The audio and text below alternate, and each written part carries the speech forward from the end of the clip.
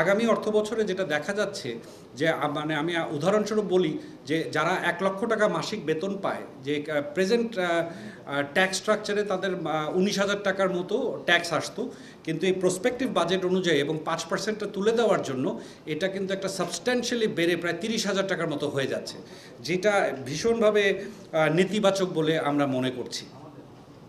Corporate করে ব্যক্তি শ্রেণীর পাশাপাশি কোম্পানি করদাতাদের অনলাইনে রিটার্ন দাখিল করা বাধ্যতামূলক করা হয়েছে এবং টার্নওভার কর 0.6% থেকে 1% পর্যন্ত করা হয়েছে। তো এবং ব্যক্তি করদাতাদের জন্য কিন্তু 0.25% ছিল, সেটাকেও 1% টার্নওভার কর নির্ধারণ করা হয়েছে।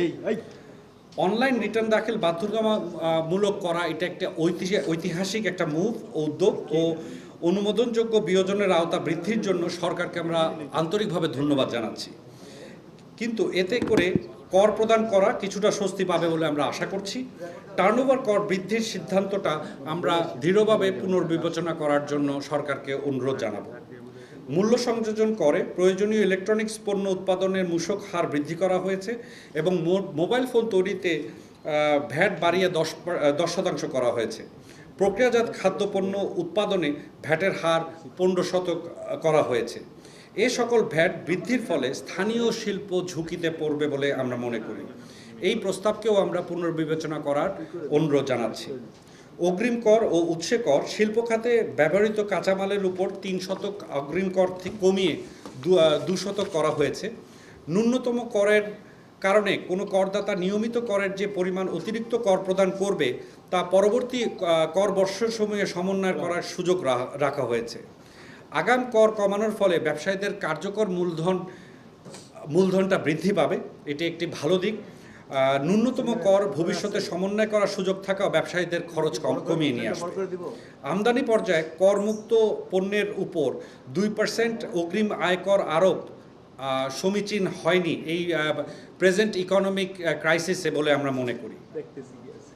বার্ষিক উন্নয়ন কর্মসূচিতে এডিপির আকার 2,30,000 কোটি টাকা, যা গত বছরের সংশোধিত এডিপির তুলনায় 6.48% বেশি। সর্বোচ্চ বরাদ্দ পেয়েছে পরিবহন ও যোগাযোগ খাত 57,846 কোটি টাকা, যা এই খাতের গত বছরের এডিপির থেকে প্রায় 24% বেশি। এডিপি বাস্তবায়নের হার কোভিড পরবর্তীর মধ্যে সর্বনিম্ন।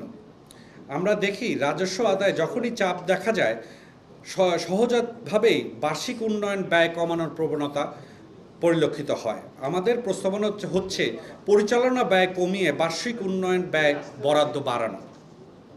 স্থানীয় ও আমদানি রপ্তানি শিল্প বাজেট শুল্ক ও কর কাঠামো বড় ধরনের পরিবর্তন প্রস্তাব করা হয়েছে। আমদানি শুল্কে একটি নতুন 3% স্তর যুক্ত হওয়া এবং সম্পর্ক শুল্ক 40% এর একটি নতুন স্তর যুক্ত করা হয়েছে। দেশীয় সফটওয়্যার রপ্তানি উৎসাহিত করতে প্রযুক্তি পণ্য আমদানিতে শুল্ক ছাড় দেওয়া হয়েছে। দেশীয় টেক্সটাইল মিলে উৎপাদিত প্রতি কেজি কটন সুতা ও ম্যানমেড ফাইবার তৈরিতে সুতার সুনির্দিষ্ট কর 3 টাকা থেকে বাড়িয়ে 5 টাকা করা হয়েছে।